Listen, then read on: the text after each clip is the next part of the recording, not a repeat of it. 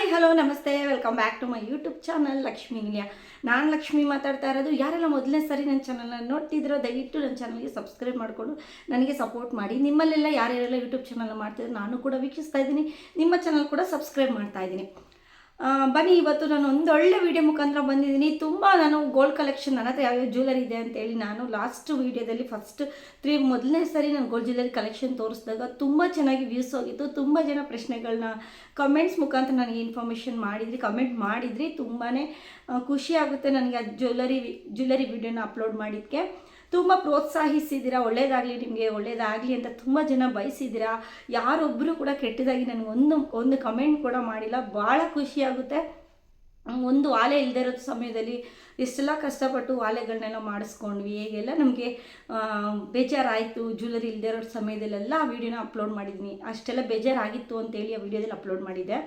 ಆಗ ಬಂದು ಜಾನ್ಬಲಿ ಇಯರಿಂಗ್ಸ್ ಮಾಡಿಸ್ಕೊಳ್ಳಿ ಸಿಸ್ಟರ್, ಇನ್ನೂ ಒಳ್ಳೆಯದಾಗಲಿ, ಈ ಥರ ಮಾಡಿಸ್ಕೊಳ್ಳಿ, ಆ ಥರ ಮಾಡಿಸ್ಕೊಳ್ಳಿ, ಮತ್ತು ಸ್ಕೀಮ್ ಬಗ್ಗೆ ಹೇಳಿ, ಮತ್ತು ಉಳಿತಾಯ ಹೇಗೆ ಮಾಡ್ತಿದ್ರಿ, ಪ್ರತಿಯೊಂದು ಇನ್ಫಾರ್ಮೇಷನ್ನ ಕೇಳ್ತಾ ಇದ್ದೀನಿ. ನೀವು ಸ್ಕೀಮ್ ಎಲ್ಲ ಹಾಕ್ತೀರಾ, ಸ್ಕೀಮ್ ಹಾಕೋದ್ರಿಂದ ಏನು ಲಾಭ ಅಂತೆಲ್ಲ ಕಮೆಂಟ್ಸ್ ಬರ್ತಾನೆ ಇದೆ, ಈಗಲೂ ಕೂಡ ಬರ್ತಾ ಇದೆ. ಹಾಗಾಗಿ ನಿಮ್ಮೆಲ್ಲ ಕಮೆಂಟ್ಸ್ಗೆ ಒಂದು ಉತ್ತರ ಕೊಡೋಣ. ಮತ್ತು ನಾನು ಯಾವ ರೀತಿ ಪ್ಲ್ಯಾನ್ ಮಾಡ್ತೀನಿ, ನನಗೇನು ಗೊತ್ತಿದೆ ಗೋಲ್ಡ್ ಬಗ್ಗೆ, ನಾನು ಯಾವ ರೀತಿ ಇವಾಗ ತೊಗೊಳ್ಳೋವಾಗ ಏನೆಲ್ಲ ಮುನ್ನೆಚ್ಚರಿಕೆ ತೊಗೊತೀನಿ, ಯಾವ ಸ್ಕೀಮು ಏನು, ಯಾವ ರೀತಿ ನಾವು ಜ್ಯುವೆಲರಿ ತೊಗೊಳ್ಳುವಾಗ ಟಿಪ್ಸ್ನ ಯೂಸ್ ಮಾಡಬೇಕು, ಟ್ರಿಕ್ಸ್ನ ತಿಳ್ಕೋಬೇಕು ಅನ್ನೋದನ್ನೆಲ್ಲ ಈ ವಿಡಿಯೋದಲ್ಲಿ ಶೇರ್ ಮಾಡ್ಕೊತೀನಿ. ನನಗೆ ಏನು ಗೊತ್ತಿದೆಯೋ ಅದನ್ನು ಮಾತ್ರ ಬನ್ನಿ ನೋಡ್ತಾ ಹೋಗೋಣ. ನಾನು ಹೇಗೆ ಉಳಿತಾಯ ಮಾಡ್ತೀನಿ ಅನ್ನೋದನ್ನು ನಾನು ಹೇಳ್ತೀನಿ. ಉಳಿತಾಯ ಮಾಡೋದಂದರೆ ನಿಜವಾಗ್ಲೂ ಗೋಲ್ಡಲ್ಲಿ ಇನ್ವೆಸ್ಟ್ಮೆಂಟ್ ಮಾಡಿದ್ರೆ ನಿಜವಾಗ್ಲೂ ಉಳಿತಾಯ ಆಗುತ್ತೆ. ನಮಗೆ ಯಾವ ರೀತಿ ಉಳಿತಾಯ ಆಗುತ್ತೆ ಅಂದರೆ, ನಮಗೆ ಗೋಲ್ಡ್ ರೇಟ್ ಜಾಸ್ತಿ ಆಗ್ತಾನೆ ಇದೆ. ನಾನು ಹುಟ್ಟಿದಾಗಿಂದನೂ ನೋಡಿದ್ದೀನಿ 1500ಇಂದ ನಾನು SLCಲಿದ್ದಾಗ 1500 ಇತ್ತು. ಈಗ ನೋಡಿ 11,500 ಆಗಿದೆ.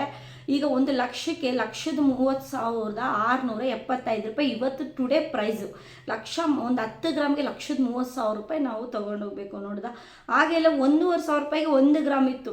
ಈಗ 11,500 12,000 1 ಗ್ರಾಮ್ಗೆ. ಇವಾಗ ಅಷ್ಟು ಬೆಲೆ ಏರ್ತಾ ಇದೆ. ಹಾಗಾಗಿ ನಾವು ಗೋಲ್ಡಲ್ಲಿ ಇನ್ವೆಸ್ಟ್ಮೆಂಟ್ ಮಾಡೋದು ನಮಗೆ ಯಾವಾಗಿದ್ರೂ ಡಬಲ್ ಆಗುತ್ತೆ, ತುಂಬ ಉಳಿತಾಯ ಆಗುತ್ತೆ. ಅದು ಯಾವ್ಯಾವ ರೀತಿ ನಾವು ಪರ್ಚೇಸ್ ಮಾಡ್ತೀವಿ, ಯಾವ ರೀತಿ ಯಾವಾಗ ಪರ್ಚೇಸ್ ಮಾಡಬೇಕು ಅನ್ನೋದನ್ನು ನಾನು ಹೇಳ್ತೀನಿ.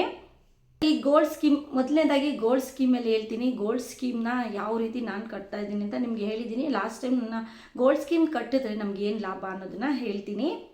ಗೋಲ್ಡ್ ಸ್ಕೀಮ್ನ ನಾವು ಬಂದು ಸ್ಕೀಮ್ ಕಟ್ಟಿದ್ರೆ ಏನು ಲಾಭ ಅಂದರೆ, ಇವಾಗ ನಾವು ಒಂದು 2,000 ರೂಪಾಯಿ ಎತ್ತಿಟ್ಟಿರ್ತೀವಿ ಅಂದ್ಕೊಳ್ಳಿ, ಮನೇಲಿ ಕೂಡಿಕ್ಕಿ ಎಲ್ಲದರಲ್ಲೂ ನಾವು ಇಷ್ಟು ಕೂಡಿಕ್ತೀವಿ ಅಂತ ಅಂದ್ಕೊಳ್ಳಿ. ಗ್ರೋಸರೀಸು, ತರಕಾರಿ, ಎಲ್ಲದರಲ್ಲೂ ನಾವು ಕಂಜೂಸ್ತನ ಮಾಡ್ತೀವಿ, ಎಲ್ಲನೂ ಬಾರ್ಗಿಂಗ್ ಮಾಡ್ತೀವಿ. ನಾವು ಹೆಣ್ಮಕ್ಳು ಜಿಪುಣರಾಗಿರ್ತೀವಲ್ವ, ಹಾಗಾಗಿ ಎಲ್ಲನೂ ಬಾರ್ಗಿಂಗ್ ಮಾಡಿ ಸ್ವಲ್ಪ ಸ್ವಲ್ಪನ ಒಂದು 2,000 ರೂಪಾಯಿ ಕೂಡಿಕ್ತೀವಿ ಅಂದ್ಕೊಳ್ಳಿ. ಅದು ನಾವು ಮನೇಲಿ ಒಂದು ಪರ್ಸಲ್ಲಿ ಇಡೋದ್ರ ಬದಲು ಈಗ ಅದನ್ನು ತೊಗೊಂಡೋಗಿ 2,000 ನಾವು ಪ್ರತಿ ತಿಂಗಳು ನಾವು ಒಂದು ಗೋಲ್ಡ್ ಶಾಪಲ್ಲಿ ನಾವು ಕಟ್ಟಿದ್ರೆ ನಮಗೆ ಅಲ್ಲಿ ಬಂದು ವೇಸ್ಟೇಜ್ ಕಡಿಮೆ. ಇವಾಗ 2 ಗ್ರಾಮ್ ಅಷ್ಟು ನಾವು ಬಂಗಾರ ಕಟ್ಟಿರ್ತೀವಿ ಅಂದ್ಕೊಳ್ಳಿ, 2,000 ಅಂದರೆ ವರ್ಷಕ್ಕೆ 24,000 ಆಯಿತು.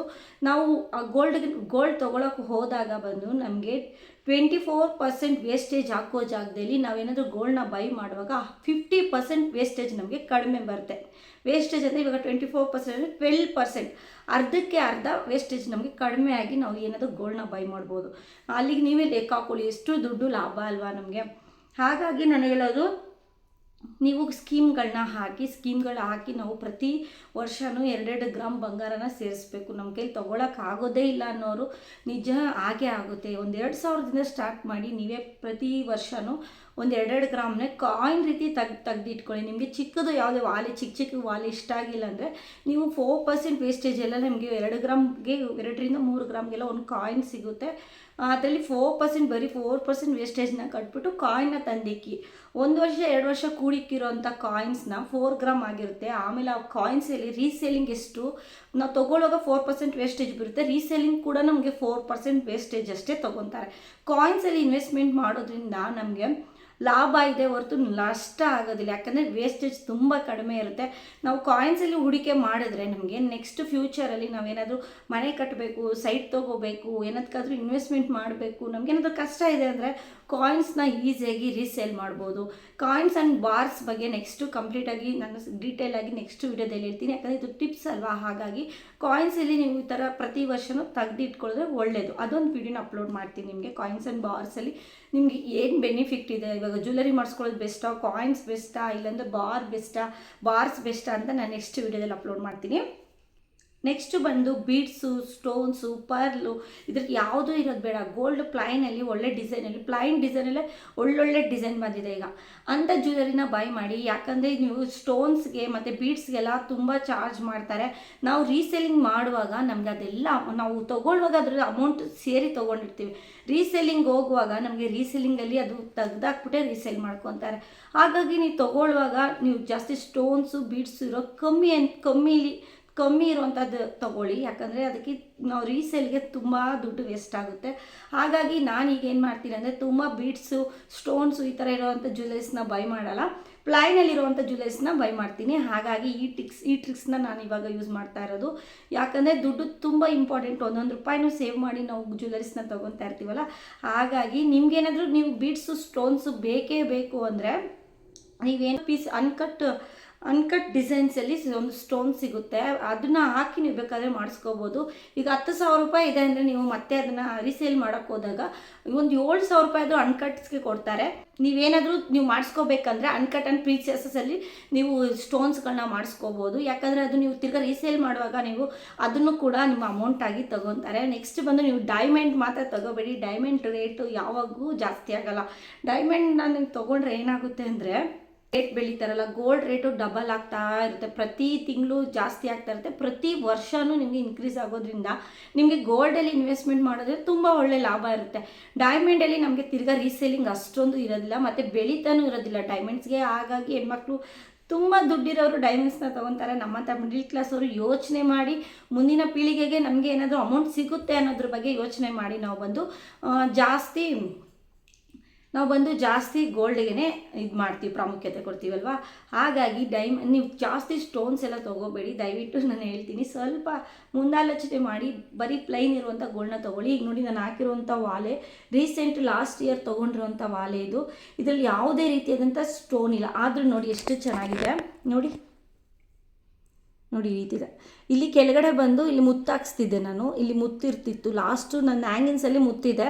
ಬಟ್ ಆದರೆ ಈ ನೆಕ್ಲೆಸಲ್ಲಿ ಈ ಇಯರಿಂಗಲ್ಲಿ ಮುತ್ತನ್ನ ಹಾಕ್ಸಿಲ್ಲ, ಗೋಲ್ಡಲ್ಲೇ ಒಂಥರ ಡಿಸೈನ್ ಬಂದಿದೆಯಲ್ಲ, ಹಾಗಾಗಿ ಅದನ್ನೇ ನಾನು ಡಿಸೈನಾಗಿ ಇದು ಮಾಡ್ಕೊಂಡಿದ್ದೀನಿ. ತುಂಬಾ ಚೆನ್ನಾಗಿರುವಂಥ ಪಿಕಾಕ್ ನವಿಲು ಡಿಸೈನ್ ಇದು. 7 ಗ್ರಾಮ್ ಇರುವಂಥ ಜುಮ್ಕಾ ಇದು. ತುಂಬಾ ಚೆನ್ನಾಗಿದೆ. ನನಗೆ ಭಾಳ ಖುಷಿಯಾಗಿ ಈ ಜುಮ್ಕಾನ ಮಾಡಿಸ್ಕೊಂಡಿದ್ದೀನಿ. ತುಂಬ ಇಷ್ಟ ಆಯಿತು. 56,000 ಆಯಿತು ನಾನು ಈ ಜುಮ್ಕಾ ತೊಗೊಂಡಾಗ. ಆವಾಗ ರೇಟ್ ಬಂದು 10,000 ಇತ್ತು. 10,000, 9,500, 10,000 ಇತ್ತು ಅನಿಸುತ್ತೆ. ಲಾಸ್ಟ್ ಇಯರ್ ತೊಗೊಂಡಂಥ ಜುಮ್ಕಾ ಇದು. ಈ ಜ್ಯುವೆಲರಿನ ವೇರ್ ಮಾಡಿ ತೋರಿಸಿ ಅಂತ. ಹಾಗಾಗಿ ನಾನು ಒಂದೊಂದೇ ಜ್ಯುವೆಲರಿ ಕಲೆಕ್ಷನ್ ಮಾಡಿ ನಿಮ್ಗೆ ಏನಾದರೂ ಇನ್ಫಾರ್ಮೇಷನ್ ಕೊಡ್ತಿರ್ತೀನಲ್ಲ, ಆಗ ವೇರ್ ಮಾಡಿ ನನ್ನ ಹತ್ರ ಇರೋಂಥ ಡಿಸೈನ್ಗಳನ್ನ ತೋರಿಸೋಣ ಅಂತೇಳಿ ಇವತ್ತು ವೇರ್ ಮಾಡಿದ್ದೀನಿ. ಈ ಡಿಸೈನ್ ನನಗೆ ಭಾಳ ಇಷ್ಟ ಆಗಿ ನಾನು ಜಾಸ್ತಿ ಹ್ಯಾಂಗಿಂಗ್ಸು ತುಂಬ ವಾಲೆಗಳಿಗಿಂತ ನಾನು ಜಾಸ್ತಿ ಜುಮ್ಕಾನೇ ತೊಗೊಳ್ಳೋದು. ಯಾಕಂದರೆ ಜುಮ್ಕಾ ನಿಜ ಎಲ್ಲ ಹೆಣ್ಮಕ್ಳಿಗೆ ತುಂಬ ಚೆನ್ನಾಗಿ ಕಾಣುತ್ತೆ ಅಂತ ಅನಿಸುತ್ತೆ ನನಗೂ. ಹಾಗಾಗಿ ನನಗೆ ಎಷ್ಟೇ ವಾಲೆ ಇದ್ದರೂ ಹ್ಯಾಂಗಿಂಗ್ಸ್ ಮೇಲೆ ನನಗೆ ಅಷ್ಟು ಇಷ್ಟ ಇಲ್ಲ. 10 ಗ್ರಾಮಲ್ಲಿ ಮಾಡಿಸಿದ್ದೀವಲ್ಲ ಹ್ಯಾಂಗಿಂಗ್ಸಲ್ಲಿ, ಅಷ್ಟು ನನಗೆ ಇಂಟ್ರೆಸ್ಟ್ ಇಲ್ಲ ಹ್ಯಾಂಗಿಂಗ್ಸಲ್ಲಿ. ಇರಿ ತೋರಿಸ್ತೀನಿ. 2 ಜುಮ್ಕಾ ಇದೆ ಅಲ್ವ ಈಗಾಗಲೇ. ನೋಡಿ ಈ ಹ್ಯಾಂಗಿಂಗ್ಸಲ್ಲಿ ನಾವು ಮಾಡಿರೋಂಥ ಮಿಸ್ಟೇಕ್ ನೋಡಿ ಈ ರೀತಿ ಪರ್ಲಲ್ಲಿ ಮಾಡಿಸಿರುವಂಥ ಡಿಸೈನ್ ಇದು. ಈ ರೀತಿ ನೋಡಿ ಈ ಥರ ಪರ್ಲ್ ಬಂದಿದೆ. ಎಷ್ಟು ಇದು ಲಾಸ್ ಆಗುತ್ತೆ ಅಂದರೆ ನಮಗೆ ಇದೆಲ್ಲ ತೆಗೆದುಬಿಟ್ಟು ನೆಕ್ಸ್ಟ್ ನಾವೇನಾದರೂ ರೀಸೇಲ್ ಮಾಡುವಾಗ ಈ ಥರ ಪರ್ಲೆಲ್ಲ ಇದೆಯಲ್ಲ, ಇದನ್ನೆಲ್ಲ ರಿಮೂವ್ ಮಾಡಿಬಿಟ್ಟೆ ನಮಗೆ ರೀಸೇಲ್ಗೆ ಆಗುತ್ತೆ ಅಂತ ಅನಿಸುತ್ತೆ. ಈ ಥರ ಅವಾಗ ಮಾಡಿಸಿರೋದು. ಬಟ್ ಆದರೆ ನಾವು ಪರ್ಲ್ಸು ಸ್ವಲ್ಪನೇ ಕೆಳಗಡೆ ಜುಮ್ಕಾಸ್ ಥರ ಹಾಕಿದ್ದೀನಿ. ಬಟ್ ಅದೇ ಇದು ತೊಗೊಳ್ಳುವಾಗ ಇದು ಕೂಡ ನಮಗೆ ಚಾರ್ಜ್ ಮಾಡಿರ್ತಾರಲ್ವ. ಹಾಗಾಗಿ ನಾವು ನೋಡಿಕೊಂಡು ಬೈ ಮಾಡಬೇಕು. ಇದು ನಾರ್ಮಲಾಗಿ ಇದನ್ನು ಕೂಡ ಗೋಲ್ಡನ್ನೇ ಮಾಡಿಸಿದ್ರೆ ಚೆನ್ನಾಗಿರ್ತಿತ್ತು. ಪರ್ಲ್ ಆಗಿರೋದ್ರಿಂದ ಚೆನ್ನಾಗಿದೆ. ಬಟ್ ಆದರೆ ನಾವು ಕೂಡ ಈಗಂತೂ ನಾನೆಲ್ಲ ಪ್ಲೈನಲ್ಲೇ ತೊಗೊತಾ ಇದ್ದೀನಿ. ಇದು ಮುಂಚೆ ತೊಗೊಂಡ್ರಂತೂ ಒಂದು 10 ವರ್ಷದ ಬ್ಯಾಕ್ ಇಯರಿಂಗ್ ಇದು, 10 ವರ್ಷ ಮುಂಚೆದು ಇದು. ಹಾಗಾಗಿ ಈಗ ಬಂದು ಸ್ಟೋನ್ಸು, ಬೀಡ್ಸು ಎಲ್ಲ ಕಡಿಮೆ ಇರೋಂಥ ಜ್ಯುವೆಲರ್ಸ್ನೇ ನಾನು ಬೈ ಮಾಡ್ತಾ ಇರೋದು. ನೆಕ್ಸ್ಟ್ ಬಂದು ಯಾವ ರೀತಿ ಉಳಿತಾಯ ಮಾಡ್ತೀನಿ ಅನ್ನೋದನ್ನು ಹೇಳ್ತೀನಿ. ನೀವು ಏನು ಮಾಡ್ತೀರಾ ಅಂದರೆ ಈ ಥರ ಸ್ಕೀಮ್ ಇರೋ ಟೈಮಲ್ಲಿ ಸ್ಕೀಮ್ಗಳನ್ನ ಹಾಕಿ ಜ್ಯುವೆಲರಿ ತೊಗೊಳ್ಳಿ ಅಂತ ಹೇಳಿದ್ದೀನಿ. ನೆಕ್ಸ್ಟ್ ಬಂದು ನೀವು ಇವಾಗ ಹಬ್ಬಗಳ ಟೈಮಲ್ಲಿ 50% ಮೇಕಿಂಗ್ ಚಾರ್ಜ್ ಅಂತ GRT ಅದರಲ್ಲೆಲ್ಲ ನಮಗೆ ಅನೌನ್ಸ್ ಮಾಡ್ತಿರ್ತಾರೆ ಗೊತ್ತಾ. ಅಂಥ ಟೈಮಲ್ಲಿ ನಾವು ತೊಗೋಬೇಕು. ಆಷಾಢ ಮಾಸ ಎಲ್ಲ ಬರುತ್ತಲ್ಲ, ಅವಾಗ ಬಂದು 50% ಮೇಕಿಂಗ್ ಚಾರ್ಜಲ್ಲಿ ನೀವು ಬಂದು ಬೈ ಮಾಡಿ ಅಂತ ಟಿ ವಿಲಿ ಅಡ್ವರ್ಟೈಸನ್ನೆಲ್ಲ ಕೊಡ್ತಾ ಇರ್ತಾರೆ. GRT 50%, ಮತ್ತು ಪ್ರತಿ ಚಿನ್ನಕ್ಕೆ 1 ಗ್ರಾಮ್ ನಿಮಗೆ ಬೆಳ್ಳಿ ಸಿಗುತ್ತೆ. ಈ ರೀತಿ ಎಲ್ಲ 50% ಎಲ್ಲ ಕೊಟ್ಟಾಗ ನೀವು ₹1,00,000 ಏನಾದರೂ ಒಂದು 10 ಗ್ರಾಮ್ ಬಂಗಾರ ತೊಗೊಂಡಿದ್ದೀರ ಅಂದರೆ 50% ಮೇಕಿಂಗ್ ಚಾರ್ಜ್ ಅಂದರೆ ಹತ್ತತ್ರ ₹10,000 ನಮಗೆ ಲಾಭ ಸಿಕ್ದಂಗೆ ಅಂದ್ಕೊಳ್ಳಿ. 24% ವೇಸ್ಟೇಜ್ ಆಗ್ತಾರೆ. ಬ್ಯೂಟಿಫುಲ್ ನೆಕ್ಲೆಸ್ಗಳನ್ನ ನಾವು ಮಾಡಿಸ್ಕೊಂಡಿರ್ತೀವಲ್ಲ, ಆ ನೆಕ್ಲೆಸ್ಗೆ ನಾವು ಆಭರಣ ರೆಡಿ ಮಾಡುವಾಗ ವೇಸ್ಟ್ ಆಗಿರೋಂಥ ಬಂಗಾರನ ನಮ್ಮ ಮೇಲೇ ಇದು ವೇಸ್ಟೇಜ್ ಅಂತ ನಮ್ಮ ಮೇಲೇ ತಗೊಳ್ಳೋದವರು. ಆಗ ಬಂದು 50% ಮೇಕಿಂಗ್ ಚಾರ್ಜ್ ಅಂದರೆ 24 ಅಂದರೆ 12% ನಮಗೆ 10,000 ಆ ಥರ ಲಾಭ ಸಿಗುತ್ತೆ. ಹಾಗಾಗಿ ನಾವು ಇವಾಗ ಏನು ಮಾಡ್ತಾಯಿದ್ದೀವಿ ಅಂದರೆ ನಮ್ಮಮ್ಮ ನಾವೆಲ್ಲನೂ ಆಷಾಢ ಮಾಸ, ದೀಪಾವಳಿ ಅಂಥ ಟೈಮಲ್ಲಿ ಹೋಗೋದು ನಾವು ಗೋಲ್ಡ್ ಶಾಪ್ಗೆ. ಏನಾದರೂ ರಿಟರ್ನ್ ಹಾಕಬೇಕು, ನಮ್ಮ ಹಳೆ ಜ್ಯುವೆಲರಿಗಳನ್ನೆಲ್ಲ ಬೇರೆ ತೊಗೋಬೇಕು ಅಂತ ಅನಿಸ್ದಾಗೂ ಕೂಡ ಈ ಥರ ದೀಪಾವಳಿ 50% ಆಫು ಕೆಲವೊಂದು ಟೈಮಲ್ಲಿ ಟಿ ವಿಲಿ ಬರ್ತಾ ಇರುತ್ತೆ. ಮಲಬಾರು, GRT ಇದರಲ್ಲೆಲ್ಲ ನಿಮಗೆ ಟಿ ವಿಲಿ ಬರ್ತಾ ಇರ್ತಲ್ಲ, ಅಂಥ ಟೈಮಲ್ಲಿ ತೊಗೊಳ್ಳಿ. ಯಾಕಂದರೆ ವೇಸ್ಟೇಜು ಅದೆಲ್ಲ ಕಡಿಮೆ ಬೀಳುತ್ತೆ. ಹಾಗಾಗಿ ಮತ್ತು ನೀವು ಇದೆಲ್ಲ ನಾವು ಮಾಡಿದಂಥ ತಪ್ಪು ಹೇಳ್ತೀನಿ. ಎಲ್ಲರೂ ಕೂಡ ಈಗ ಅನ್ಕೊತಾರೆ ಚಿಕ್ಕ ಚಿಕ್ಕ ಶಾಪಲ್ಲಿ ನಾವು ಮುಂಚೆ ನಾವು ಮಾಡಿದ್ದು ಚಿಕ್ಕ ಚಿಕ್ಕ ಶಾಪಲ್ಲಿ ಮುಂಚೆ ಎಲ್ಲ ಅಮ್ಮ ಜ್ಯುವೆಲರಿ ತೊಗೊಂಬಿಟ್ಟಿರೋ ಅದೆಲ್ಲ 22 ಕ್ಯಾರೆಟು ತುಂಬ ಗಟ್ಟಿ ಇರಲಿ ಅಂತ 84 ಟಚ್ಚು 75 ಟಚ್ಚಲ್ಲೆಲ್ಲ ಜ್ಯುವೆಲರೀಸ್ ತೊಗೊಂಡಿದ್ರು. ಬಟ್ ಆದರೆ ಅದೆಲ್ಲ ಈಗ ರೀಸೇಲ್ ಮಾಡ್ತೀವಂದರೆ ನಿಜವಾಗ್ಲೂ ಎಷ್ಟು ಕಡಿಮೆಗೆ ತೊಗೊತಾ ಇದ್ದಾರೆ ಅಂದರೆ, ಈಗ 12,000 ಇದೆ ಅಂದರೆ ಬಂಗಾರ 750 7,500 ಈ ರೀತಿ ತೊಗೊತಾ ಇದ್ದಾರೆ. ಅಷ್ಟು ಕಡಿಮೆ ಇದೆ ಬಂಗಾರ. ಅದರಲ್ಲಿ ತುಂಬ ಮಿಶ್ರ ಬಂಗಾರ ಮಾಡಿಸ್ಬಿಟ್ಟಿದ್ದಾರೆ, ತುಂಬ ಪ್ಯೂರ್ ಕ್ವಾಲಿಟಿನೇ ಇಲ್ಲ. ಹಾಗಾಗಿ ನಾನು ಹೇಳ್ತೀನಿ, ಸಣ್ಣ ಪುಟ್ಟ ಅಂಗಡಿಗಳಲ್ಲಿ ತೊಗೊಳೋದಕ್ಕಿಂತ ಗೌರ್ಮೆಂಟ್ ರಿಜಿಸ್ಟರ್ಡ್ ಆಗಿರೋಂಥ ಈ ಥರ GRT, ಮಲಬಾರು, ಕಲ್ಯಾಣ ಇದರಲ್ಲೆಲ್ಲನೂ ಗೌರ್ಮೆಂಟ್ ರಿಜಿಸ್ಟರ್ಡ್ ಆಗಿರೋವಂಥದ್ದು. ಯಾಕೆಂದರೆ ಅಲ್ಲಿ ತೊಗೋಬೇಕಂದ್ರೆ ಪ್ಯೂರಾಗಿ 916 ಗೋಲ್ಡ್ ಸಿಗುತ್ತೆ. ನಾವೇನು ಮಾಡಿದ್ವಿ, ನಮ್ಮ ಅತ್ತೆಯವ್ರು ಮಾಡಿಸ್ತಿದ್ರು, ನಮ್ಮ ಅಜ್ಜಿ ಕಾಲದಿಂದ ಈ ಅಂಗಡಿಲೇ ತೊಗೊತಿದ್ದಾರೆ ಅಂತೇಳಿ ಚಿಕ್ಕ ಚಿಕ್ಕ ಅಂಗಡಿಗಳಲ್ಲಿ ತೊಗೊತೀವಿ. ಅಲ್ಲೆಲ್ಲ ಯಾವುದೇ ರೀತಿ ಅಂದರೆ ಸರ್ಟಿಫಿಕೇಟ್ ಕೊಡೋದಿಲ್ಲ ನಮಗೆ. ಮತ್ತು ಬಂಗಾರಗಳು ಕೂಡ ಕೆಲವೊಂದು ಅಂಗಡಿಗಳಲ್ಲಿ ಹೇಳ್ತಾ ಇರೋದು ನಾನು, ಎಲ್ಲ ಅಂಗಡಿಗಳು ಹೇಳ್ತಾ ಇಲ್ಲ, ಕೆಲವೊಂದು ಅಂಗಡಿಗಳಲ್ಲಿ ತುಂಬ ಮಿಕ್ಸ್ ಬಂಗಾರ ಮಾಡ್ತಾರೆ. 22 ಕ್ಯಾರೆಟಲ್ಲಿ ಮಾಡ್ತಾರೆ. 24 ಕ್ಯಾರೆಟ್ 916 AGಯಲ್ಲಿ ಮಾಡಿ ನಾವು ತೊಗೊಂಡ್ರೆ ನಮಗೆ ಲಾಭ. ರೀಸೇಲಿಂಗು ಎಷ್ಟು ಬಂಗಾರ ಇದೆ, ಇವಾಗ 1 ಗ್ರಾಮ್ ಬಂಗಾರ 916ಅಲ್ಲಿ ತೊಗೊಂಡಿದ್ರೆ ನೆಕ್ಸ್ಟು 1 ಗ್ರಾಮ್ ಬಂಗಾರ ಅವತ್ತಿನ ಪ್ರೈಸಲ್ಲಿ ನಾವು ತೊಗೊತೀವಿ. ಅವತ್ತಿನ ಯಾವ ರೇಟ್ ಇದೆ ಆ ರೇಟ್ಗೆ ಸೇಲ್ ಮಾಡ್ಬೋದು. 916ಅಲ್ಲಿ ತೊಗೊಬೋದು ಅಲ್ವಾ. ಹಾಗಾಗಿ ನಾವು ಇವಾಗ ಏನು ಮಾಡ್ತಾಯಿದ್ದೀವಿ, ಚಿಕ್ಕ ಚಿಕ್ಕ ತುಂಬಾ ಬಂಗಾರ ನಮ್ಮಮ್ಮ ರಿಂಗ್ಸು ತುಂಬ ರಿಂಗ್ಸ್ ಎಲ್ಲ ಇತ್ತು. ನಾನು ಲಾಸ್ಟ್ ಟೈಮು ಇವಾಗ ಈ ನೆಕ್ಲೆಸ್ ಮಾಡಿಸಿದ್ದೀನಿ, ನಾನು ಲಾಂಗ್ ನೆಕ್ಲೆಸ್ಸು. ಆ ನೆಕ್ಲೆಸ್ಗೆ ನಾನು ಲಾಸ್ಟು ಒಂದು 5 ಗ್ರಾಮ್ ಇದೆ, 5 ಗ್ರಾಮ್ ಬರೀ ನಮಗೆ 25,000 ಹಾಕ್ಸ್ಕೊಂಡಿದ್ದಾರೆ ಲಾಸ್ಟ್ ಇಯರ್. ಎಷ್ಟು ಬೇಜಾರಾಯ್ತದೆ, ತುಂಬ ಹಳೆ ಮಿಕ್ಸ್ ಮಾಡಿಬಿಟ್ಟಿದ್ದಾರೆ, ಬಂಗಾರನೇ ಮಿಕ್ಸ್ ಮಾಡಿಬಿಟ್ಟಿದ್ದಾರೆ. 85 ಟಚ್ಚು 75 ಟಚ್ಚಲ್ಲೆಲ್ಲ ಮಾಡಿಸಿದ್ದಾರೆ. ಹಾಗಾಗಿ ನಮಗೆ ರೀಸೇಲ್ ಇರಬೇಕು. ನಾವು ತೊಗೊಳ್ಳುವಾಗ ಯಾಮಾರಿಸ್ಬಿಡ್ತಾರೆ ಕೆಲವೊಂದು ಅಂಗಡೀಲಿ. ತುಂಬ ಜಾಣರಾಗಿ ತುಂಬ ಯೋಚನೆ ಮಾಡಿ ನಾವು ಬಂಗಾರನ ಖರೀದಿ ಮಾಡಬೇಕಂತ ಹೇಳ್ತೀನಿ. ಚಿಕ್ಕ ಚಿಕ್ಕ ಅಂಗಡಿಯಲ್ಲಿ ಲೆಕ್ಕಗಳು ಸರಿಯಾಗಿಲ್ಲ. GST ಬಿಲ್ ಬೇಕಾ, ಮೇಯ್ನು GST ಬೇಕಾ ಅಂತ ಕೇಳ್ತಾರೆ. ಮತ್ತು ದೊಡ್ಡ ದೊಡ್ಡ ಅಂಗಡಿಗಳಿಗೆ ಏನು ಅನ್ಕೊತೀವಿ ನಾವು, ಅಲ್ಲಿ ಹೋದರೆ ಎಲ್ಲನೂ ನಮ್ಮ ಮೇಲೆ ಚಾರ್ಜ್ ಮೇಲೆ ನಮ್ಮ ಮೇಲೆ ಹಾಕ್ಬಿಡ್ತಾರೆ. ದೊಡ್ಡ ಅಂಗಡಿ ಅಲ್ವಾ, ಅದು ಲೈಟಿಂಗ್ಸು ಅವ್ರದ್ದು ಏನೇನೋ ಹೇಳಿ ನಮ್ಗೆ ಹೇಳ್ತಾರೆ, GST ಬಿಲ್ ಬೇಕಾ, ಅದು ಬೇಕಾ, ಇದು ಬಿಲ್ ಬೇಕಾ, ಆ ಬಿಲ್ ಬೇಕಾ ಅಂತ ನಮಗೆ ಇದು ಮಾಡಿಬಿಡ್ತಾರೆ. ಹಾಗಾಗಿ ನಾವು ದೊಡ್ಡ ಅಂಗಡಿಲಿ ತೊಗೊಂಡೋದ್ರೆ ಅಲ್ಲಿ ನಮಗೆ ಬಿಡಿಸಿ ಹೇಳ್ತಾರೆ. ನಾನು ಯಾವ ರೀತಿ ತೊಗೊತೀನಿ ಅಂದರೆ, ಫಸ್ಟು ಬಂದು ನಾನು ಕೇಳ್ತೀನಿ ಗೋಲ್ಡ್ ಎಷ್ಟು, ನಾನು ಫಸ್ಟ್ ಬಂದು ಕೇಳ್ತೀನಿ ಗೋಲ್ಡ್ ಎಷ್ಟಿದೆ, ಮತ್ತು ಸ್ಟೋನ್ಸ್ ಎಷ್ಟಿದೆ, ಮೇಕಿಂಗ್ ಚಾರ್ಜ್ ಎಷ್ಟು ಹಾಕಿದ್ದೀರಾ ಎಲ್ಲ ಡಿವೈಡ್ ಮಾಡಿ ಬರ್ಕೊತೀನಿ. ನಾನು ಚಿಕ್ಕ ಅಂಗಡಿಲಿ ತೊಗೊಳ್ಳುವಾಗ ಅಮ್ಮವ್ರು ತೊಗೊತಾ ಇದ್ದೀನಿ. ಈಗ ನಾನು ದೊಡ್ಡವಳಾದಮೇಲೆ ಎಲ್ಲ GRT ಮತ್ತು ಮಲಬಾರಲ್ಲೇ ತೊಗೊಂಡಿರೋದು. GRT, Malabar, ಕಲ್ಯಾಣಲ್ಲಿ ತೊಗೊಂಡಿಲ್ಲ, GRT, Malabar ಎರಡರಲ್ಲೇ ತೊಗೊಂಡಿರೋದು. ನಾನು ಅವಾಗ ಅಲ್ಲಿ ಹೋಗ್ಬಿಟ್ಟು ಏನು ಮಾಡ್ತೀನಿ, ಗೋಲ್ಡ್ ಎಷ್ಟು ರೇಟ್ ಇದೆ, ಮತ್ತು GST ಎಷ್ಟು ಹಾಕಿದ್ದೀರಾ, ಸ್ಟೋನ್ ರೇಟ್ ಎಷ್ಟಿದೆ, ಮೇಕಿಂಗ್ ಚಾರ್ಜ್ ಎಷ್ಟು ಹಾಕಿದ್ದೀರಾ, ಇದನ್ನೆಲ್ಲ ಕಂಪ್ಲೀಟಾಗಿ ನೋಡ್ತೀನಿ. ಅಲ್ಲಿ ಬಂದು ಬಾರ್ಗಿಂಗ್ ಮಾಡ್ತೀನಿ. ನಾನು ನಿಜ ಕೇಳ್ತೀನಿ, ತುಂಬ ಕಮ್ಮಿಯಾಗಿ ಸ್ಟೋನ್ಸ್ ಜಾಸ್ತಿ ಹೋಗಿ ನಾವು ಸ್ಟೋನ್ಸ್ ತೊಗೊಳಕ್ಕೆ ಹೋಗ್ತಾಯಿಲ್ಲ. ಮೇಕಿಂಗ್ ಚಾರ್ಜಲ್ಲಿ ಅದೆಲ್ಲ ಸ್ವಲ್ಪ ಕಡಿಮೆ ಮಾಡ್ಕೊಳ್ಳಿ, ಇಷ್ಟೊಂದು ವೇಸ್ಟೇಜು ಮೇಕಿಂಗ್ ಎಲ್ಲ ನಮಗೆ ಇಷ್ಟು ಹಾಕಬೇಡಿ ಅಂತ ಕೇಳ್ಕೊತೀವಿ. ಅವರು ಸ್ವಲ್ಪ ಕಮ್ಮಿ ಮಾಡ್ಕೊತಾರೆ, 1-2% ಎಲ್ಲ ನಮಗೆ ಕಡಿಮೆ ಮಾಡ್ಕೊತಾರೆ. ಹಾಗಾಗಿ ನೀವು ಸ್ಟೋನ್ಸ್ ಎಲ್ಲ ತೊಗೊತಾ ಇದ್ದೀರ ಅಂದರೆ ನಿಜವಾಗ್ಲೂ ಸ್ವಲ್ಪ ಬಾರ್ಗಿಂಗ್ ಮಾಡೋಕ್ಕೆ ಹೋಗಿ ಬಾರ್ಗಿಂಗ್ ಮಾಡಿ. ಎಲ್ಲಾದರೂ ಬಾರ್ಗಿಂಗ್ ಮಾಡಬೇಕು. ಹೆಣ್ಮಕ್ಳು ನಾವು ತಿಳ್ಕೋಬೇಕು, ಎಷ್ಟು ಗೋಲ್ಡ್ಗೆ ಎಷ್ಟು ರೇಟ್ ಆಗಿದ್ದಾರೆ, ನಮಗೆ ಎಷ್ಟು GST ಬಿಲ್ ಬಂದಿದೆ, ವೇಸ್ಟೇಜು, ಮೇಕಿಂಗ್ ಚಾರ್ಜು ಇವೆಲ್ಲ ಎಷ್ಟು ಹಾಕ್ತಾ ಇದ್ದಾರೆ, ಇದನ್ನೆಲ್ಲ ನೀವು ಬರ್ಕೊಂಡು ಡಿವೈಡ್ ಮಾಡಿಕೊಂಡು ನೀವೇ ಒಂದು ಕ್ಯಾಲ್ಕುಲೇಟ್ ಮಾಡಿಕೊಂಡು ಇದರಲ್ಲಿ ಕಡಿಮೆ ಮಾಡೋಕ್ಕಾಗುತ್ತಾ ಅಂತ ವಿಚಾರಿಸಿ. ನಾನು GRTಗೆ ಹೋದರೂ ಕೂಡ ಪ್ರತಿಯೊಂದು ವಿಚಾರಿಸಿ ಆಮೇಲೆ ನಮಗೆ ಎಷ್ಟು ಆಯಿತು ಅಂತ ಪ್ರತಿಯೊಂದು ಬಿಲ್ ಮಾಡಿ ಬರೋದು. ತುಂಬ ಒಳ್ಳೆ ಗೋಲ್ಡು, ನಮಗೆ ರೀಸೆಲ್ಲಿಂಗ್ ಕೂಡ ತುಂಬ ಚೆನ್ನಾಗಿರುತ್ತೆ. ಹಾಗಾಗಿ ಚಿಕ್ಕ ಅಂಗಡಿ ಅಂತೂ ಇವಾಗ ಹೋಗ್ತಾನೆ ಇಲ್ಲ. ಏನಿದ್ರು ನಾವು GRTಗೆ ಹೋಗ್ತೀವಿ. 1 ಲಕ್ಷ 2 ಲಕ್ಷ ರೂಪಾಯಿ ಏನಾದರೂ ಗೋಲ್ಡ್ನ ತರಬೇಕು, ಒಂದು 20 ಗ್ರಾಮ್ ಒಡವೆ ತರಬೇಕಂದ್ರೆ ನಾವು ನಿಜವಾಗ್ಲೂ GRT ಮಲ್ಬಾರ್ಗೆ ಹೋಗೋದು. 1 ಗ್ರಾಮ್ 2 ಗ್ರಾಮ್ ಈ ರೀತಿಯಾದ ನಾರ್ಮಲ್ ಅಂಗಡಿಗಳಲ್ಲಿ ತೊಗೊತೀವಿ. ಅದು ಚೆನ್ನಾಗಿರೋ ಅಂಗಡಿ, ನಾವು ಗೋಲ್ಡ್ ಪ್ಯೂರ್ ಆಗಿದೆ ಅನ್ನೋ ಅಂಗಡಿಲೇ ತೊಗೊತೀವಿ, ನಾರ್ಮಲ್ ಅಂಗಡಿ ಆದ್ರೂ ಕೂಡ. ಹಾಗಾಗಿ ನಾನು ಈ ವಾಲೆನೂ ಕೂಡ GRTಲೇ ತೊಗೊಂಡಿರೋದು, ನೆಕ್ಲೆಸ್ ಕೂಡ GRTನೇ ತೊಗೊಂಡಿರೋದು. ಹಾಗಾಗಿ ಹೇಳ್ತಾ ಇದ್ದೀನಿ, ನೀವು ಅದೇ ರೀತಿ ಮಾಡಿ. ಹಬ್ಬದ ಟೈಮಲ್ಲಿ ತೊಗೊಳ್ಳಿ, ಸ್ಕೀಮ್ಗಳನ್ನ ಕಟ್ಟಿ. ದೊಡ್ಡ ಹೇಳ್ತೀನಿ, ಈ ಟಿಪ್ಸ್ನ ನಾವು ಫಾಲೋ ಮಾಡಿದ್ವಿ, ತುಂಬ ಅದು ಒಡವೆಗಳನ್ನ ವೇಸ್ಟ್ ಮಾಡ್ಕೊಂಡಿದ್ದೀವಿ. ಹಾಗಾಗಿ ಎಷ್ಟು ಲಾಭ ಬರುವಂಥದ್ದು ನಾವು ಯೋಚನೆ ಮಾಡಿ ಇನ್ವೆಸ್ಟ್ಮೆಂಟ್ ಮಾಡಬೇಕು ಅಲ್ವಾ. ಹಾಗಾಗಿ ಯೋಚನೆ ಮಾಡಿ ಬಂಗಾರಗಳನ್ನ ಬೈ ಮಾಡಬೇಕು. ನಾನು ಬೀಟ್ಸಲ್ಲಿ ಒಂದು ಹಾರನ ತೊಗೊಳ್ಳೋಣ, ಈ ಥರ ನಾರ್ಮಲ್ ಜ್ಯುವೆಲರಿ ಇದು ಬರುತ್ತಲ್ಲ ಆ ಥರದಲ್ಲಿ ಒಂದು ನೆಕ್ಲೆಸ್ನ ತೊಗೊಳ್ಳೋಣ ಅಂತ ಹೋಗಿದ್ದೆ. ಬಟ್ ಅದೇ ನನಗೆ ಅದು ನಿಜ ಇಲ್ಲಿಂದ ಆಸೆ ಪಟ್ಟು ಹೋದೆ. ಲಾಸ್ಟ್ ಟೈಮು ಮೊನ್ನೆ ರೀಸೆಂಟಾಗಿ ಹೋಗಿದ್ದೆ. ಅಲ್ಲಿ ನಾನೇನು ಅಂದ್ಕೊಂಡಿದ್ದೀನಿ, ಇವಾಗ ನೆಕ್ಸ್ಟ್ ನಾನು ತೊಗೊಳ್ಳೋದು ಅದೇ ರೀತಿ ಜ್ಯುವೆಲರಿ ನಿಮ್ಗೆ ತೋರಿಸ್ತೀನಿ. ಈ ಗ್ರೀನ್ ಬೀಡ್ಸ್ ಎಲ್ಲ ಬರುತ್ತಲ್ಲ ಆ ಥರ ಬೀಡ್ಸಲ್ಲೆಲ್ಲ ನೀವು ತೊಗೊಳಕ್ಕೆ ಹೋಗಬೇಡಿ.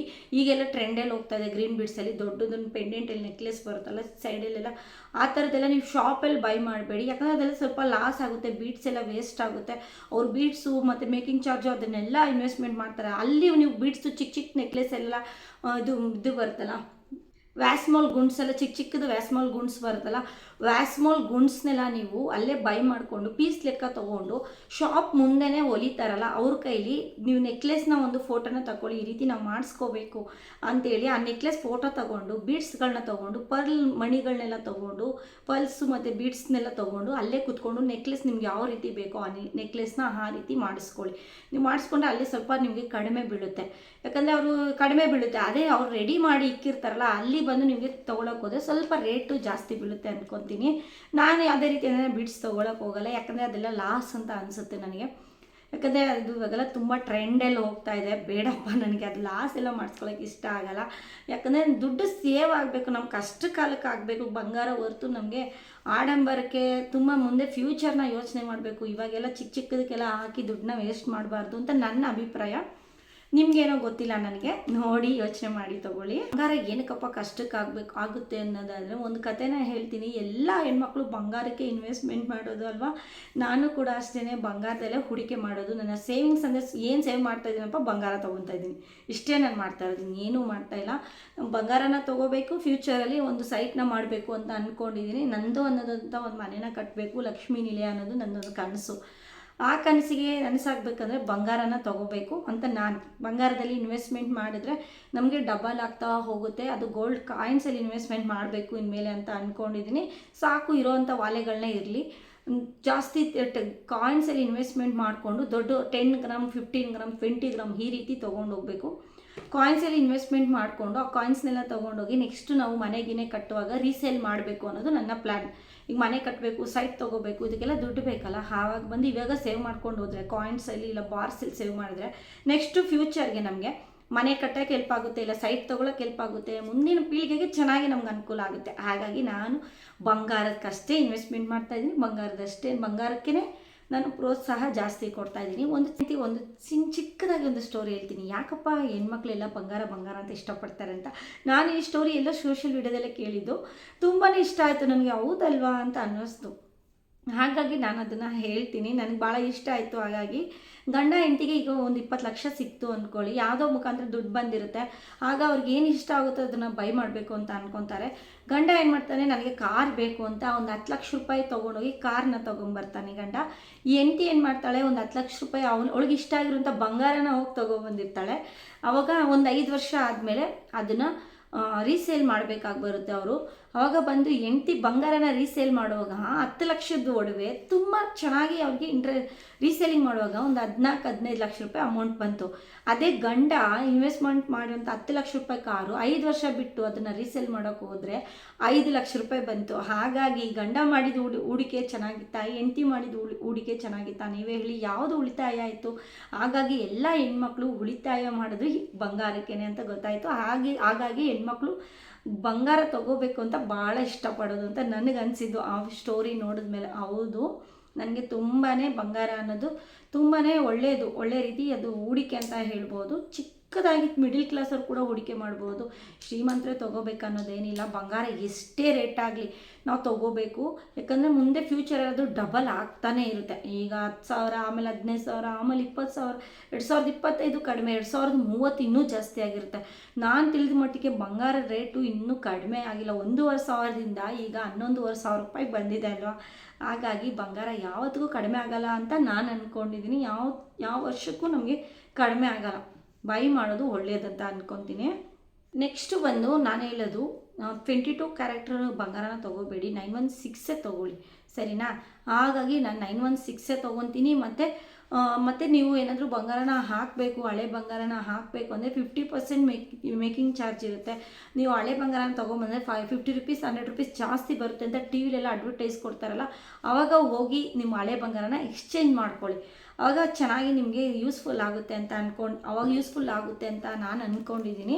ಅದೇ ರೀತಿ ಎಕ್ಸ್ಚೇಂಜ್ ಮಾಡಬೇಕು ಅಂದ್ಕೊಂಡಿದ್ದೀನಿ. ನಮ್ಮಮ್ಮ ಅಂತೂ ಅವಾಗೆಲ್ಲ ತುಂಬ ಸ್ಟೋನ್ ಅಲ್ಲಿ, ನಾನು ಲಾಸ್ಟ್ ವೀಡಿಯೋದಲ್ಲಿ ತೋರಿಸಿದ್ದೀನಿ, ಸ್ಟೋನ್ ಬರೀ ಒಂದು ಪುಟ್ನಂಜ ಮೂವಿಲಿ ಹಾಕ್ಕೊಂಡಿದ್ರೆ ಬರೀ ಸ್ಟೋನ್ ಬರೀ ಸ್ಟೋನೇ ಇದೆ. ಅದು ಹಾಕ್ಬಿಟ್ರು ಕೂಡ ಅವ್ರಿಗೆ ರೀಸೇಲ್ ಮಾಡೋಕ್ಕೆ ಹೋದ್ರೂ ಕೂಡ 50% ಅಷ್ಟೇ ಅವ್ರಿಗೆ ಅಮೌಂಟ್ ಬರುತ್ತೆ. ಹಾಗಾಗಿ ಈಗ ಹಾಕಲ್ಲ, ಮುಂದೆ ಫ್ಯೂಚರಲ್ಲಿ ಲಿತಿಮಾಗೆ ಅದನ್ನ ಹಾಕ್ಬಿಟ್ಟು ವಾಲೆ ಮಾಡಿಸ್ಕೊಡ್ತೀನಿ, ಏನಾದರೂ ಸೆಟ್ಟು ನೆಕ್ಲೆಸ್ ತಗೊಡ್ತೀನಿ ಅಂತ ಹೇಳಿದ್ದಾರೆ ಅವಳಿಗೆ. ಆಯಿತು ಅಂತ ನಾನು ಅಂದ್ಕೊಂಡಿದ್ದೀನಿ, ಆಯ್ತಮ್ಮ ಅಂತ ಅಂದ್ಕೊಂಡಿದ್ದೀನಿ. ನೆಕ್ಸ್ಟು ನಾನು ಅಂದ್ಕೊಂಡಿದ್ದೀನಿ ಈ ಜ್ಯುವೆಲರಿನ ನನಗಿಷ್ಟ ಇಲ್ಲದೆ ಜ್ಯುವೆಲರಿ ಇದು ಅಂದರೆ ಫುಲ್ಲು ಪ್ಲೈನಲ್ಲಿ ತೊಗೊಟ್ಟಿದ್ದಾರೆ ಅಮ್ಮ. ಇದು ನೆಕ್ಲೆಸ್ಸು ನಾನು ತೋರಿಸಿದ್ದೀನಿ ನೆಕ್ಲೆಸ್ ನಿಮಗೆ. ನೆಕ್ಸ್ಟ್ ಯಾವುದಾದ್ರೂ 50% ಮೇಕಿಂಗ್ ಚಾರ್ಜ್ ನಡೀತಾ ಇರುತ್ತಲ್ಲ, ಆವಾಗ ಬಂದು ಈ ನೆಕ್ಲೆಸ್ನ ಹಾಕ್ಬಿಡ್ತೀನಿ. ಈ ನೆಕ್ಲೆಸ್ ಯಾಕಂದರೆ ಪ್ಲೈನಲ್ಲಿದೆ, ನನಗೆ ತುಂಬ ದೊಡ್ಡದು ಅನಿಸುತ್ತೆ ನೋಡಿ. ಡಿಸೈನ್ ಎಲ್ಲ ತುಂಬ ಚೆನ್ನಾಗಿದೆ, ಬಟ್ ಆದರೆ ನನಗಿದೇನೋ ಒಂಥರ ಅಂತ ಅನಿಸುತ್ತೆ. ಪ್ಲೈನಲ್ಲಿ GRTಲಿ ಬೈ ಮಾಡಿದ್ದಂಥ ನೆಕ್ಲೆಸ್ ಇದು. ನಿಮಗೆ ಏನು ಅನಿಸುತ್ತೆ ಅಂತ ಕಮೆಂಟ್ ಮುಖಾಂತರ ತಿಳಿಸಿ. ಚೆನ್ನಾಗಿದೆಯಾ ಏನು ಅಂತ. ನನಗೆ ಯಾಕೋ ಇಷ್ಟ ಇಲ್ಲ ಈ ನೆಕ್ಲೆಸ್ಸು. ಇದನ್ನು ಹಾಕ್ಬಿಟ್ಟು ಹಾರ ಮಾಡಿಸೋಣ, ಒಂದು 50 ಗ್ರಾಮಲ್ಲಿ ಹಾರ ಮಾಡಿಸೋಣ ಅಂತ ಅಂದ್ಕೊಂಡಿದ್ದೀನಿ. 50% ವೇಸ್ಟೇಜ್ ಇರುತ್ತಲ್ಲ, ಅಂಥ ಟೈಮಲ್ಲಿ ಹೋಗಬೇಕು, ಇದನ್ನು ಹಾಕ್ಬಿಟ್ಟು ತೊಗೊಳ್ಳೋಣ ಅಂತ ಅಂದ್ಕೊಂಡಿದ್ದೀನಿ. ಇದು ಬಂದು 27 ಗ್ರಾಮ್ಗೆ 300 ಮಿಲಿ ಕಡಿಮೆ ಇದೆ. ತುಂಬ ಚೆನ್ನಾಗಿದೆ, ವರ್ತು. ನಾವು ಎಷ್ಟು ಗ್ರಾಮ್ ಇದೆ, ಒಂದು ಮೇಕಿಂಗ್ ಚಾರ್ಜಲ್ಲೇ ಇದನ್ನು ತೆಗಿತಾರೆ. ಮೇಕಿಂಗ್ ಚಾರ್ಜ್ ಹಾಕೋಕ್ಕೆ ಹೋದಾಗ ಕೂಡ ಮೇಕಿಂಗ್ ಚಾರ್ಜಲ್ಲಿ ತೊಗೊಂಡೇ ಹಾಕ್ಕೊಳ್ಳೋದವರು. 27 ಗ್ರಾಮ್ ಇದೆ. ನಾನೊಂದು 25 ಗ್ರಾಮ್ಸ್ ನಾನು ದುಡ್ಡನ್ನ ರೆಡಿ ಮಾಡ್ಕೊಬೇಕಲ್ವ. ರೆಡಿ ಮಾಡಿಕೊಂಡು ಇದನ್ನು ಹಾಕ್ಬಿಟ್ಟು ದೊಡ್ಡ ಹಾರನ ತೊಗೋಬೇಕಂತ ಅಂದ್ಕೊಂಡಿದ್ದೀನಿ. ಅದು ಸೆಟ್ನ ತೊಗೋಬೇಕು ಅಂದ್ಕೊಂಡಿದ್ದೀನಿ. ನೋಡೋಣ, ಅದನ್ನು ಕೂಡ ನಿಮ್ಮ ಜೊತೆ ಹೇಳ್ತೀನಿ, ಯಾವುದನ್ನು ನೆಕ್ಸ್ಟು ಯಾವ್ಯಾವುದು ಜ್ಯುವೆಲರೀಸ್ನ ತೊಗೊತೀನಿ ಅಂತ ಅಪ್ಡೇಟ್ ಕೊಡ್ತಾನೇ ಇರ್ತೀನಿ ನಾನು. ಭಾಳ ಖುಷಿ ಆಗುತ್ತೆ. ನಾನು ನಾರ್ಮಲ್ ಇವಾಗ ರೀಸೆಂಟಾಗಿ ಮಾಡಿಸಿರೋಂಥ ಜ್ಯುವೆಲರಿನ ತೋರಿಸ್ತೀನಿ. ವೇರ್ ಮಾಡಿ ತೋರಿಸಿ ಅಂತ ಲಾಸ್ಟ್ ಟೈಮ್ ಕೇಳಿದ್ರಿ. ಇದು ಕೂಡ ವೇರ್ ಮಾಡ್ತಾನೆ ಇರ್ತೀನಿ, ನೋಡ್ತಾ ಇರ್ತೀರ ನನ್ನ ವ್ಲಾಗಲ್ಲಿ. ತುಂಬ ಚೆನ್ನಾಗಿರುವಂಥ ನೆಕ್ಲೆಸ್ ಇದು, ನನಗೆ ಭಾಳ ಇಷ್ಟ ಆಗಿ ತೊಗೊಂಡಿದ್ದೀನಿ. ಇದು ಇಲ್ಲಿ ಸ್ವಲ್ಪ ಎಲ್ಲ ಪರ್ಲ್ನ ಹಾಕಿದ್ದೀನಿ. ಇದು ಪಲ್ಸ್ ಜಾಸ್ತಿನೇ ಆಗೋಯ್ತೇನೋ ಅಂತ ಅನಿಸುತ್ತೆ ಅಲ್ವಾ. ಈಗ ನಾನು ಯೋಚನೆ ಮಾಡ್ತಾಯಿದ್ದು ರೀಸೆಂಟಾಗಿ ಇದೆಲ್ಲ ಪರ್ಲ್ಗಳನ್ನ ಹಾಕ್ಕೊಂಡಿದ್ದೀನಿ. ಬಟ್ ಆದರೆ ಇದು ವೇರ್ ಮಾಡಿದ್ರೆ ತುಂಬ ಚೆನ್ನಾಗಿ ಕಾಣುತ್ತೆ ಈ ನೆಕ್ಲೆಸ್ಸು.